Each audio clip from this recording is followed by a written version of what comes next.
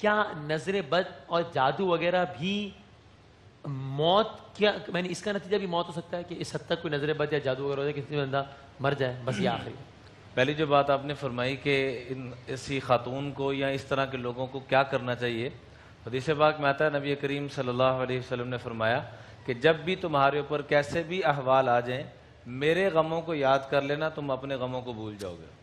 اور رہا دوسرا معاملہ کہ اس وقت دل دکھی ہوا ہوتا ہے، جو دعا مانگی جائے وہ قبول ہوتی ہے۔ اور جو آپ نے آخر میں بات پوچھی کہ نظر بد جادو، بد، اس کے نتیجے موت واقع ہو سکتی ہے؟ جی حدیث پاک میں آتا ہے کاد الحسد ان یغلب القدر، یہ حسد نظر بد بعض دفعہ تقدیر پہ بھی غالب آ جاتی ہے، اونٹ کو ہنڈیا تک، انسان کو قبر تک۔ اور یہاں تک الفاظ ہیں اکثر من یموت بعد قضاء اللہ وقدرتہ من العین، کہ تقدیر کے بعد سب سے زیادہ تباہی اور بربادی جو مچانے والی شے ہے وہ نظر بد اور حسد ہے۔ اس سے بچنے کے لیے چھوٹی سی ایک دعا میں ضرور عرض کروں گا، اس کا ضرور اہتمام ہم سب کریں۔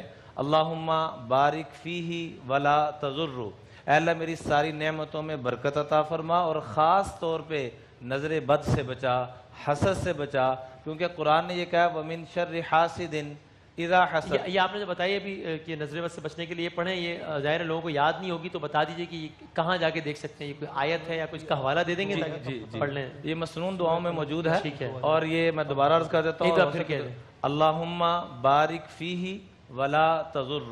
اور ایسے ہی آخری جو دو صورتیں ہیں سورہ فلق اور سورہ ناس، اس کا بھی اہتمام۔ سورہ قلم کی آخری جو دو آیات ہیں وَإِن يَكَادُ الَّذِينَ كَفَرُوا لَيُزْلِقُونَكَ، سورہ ملک کے بعد جو سورہ ہے سورہ قلم، صحیح ہے، اس کی دو آیات کو بھی کثرت سے صبح شام کم از کم 3 دفعہ ضرور پڑھا جائے، اللہ اس کی برکت سے بھی نظر بد سے محفوظ۔ جزاک اللہ۔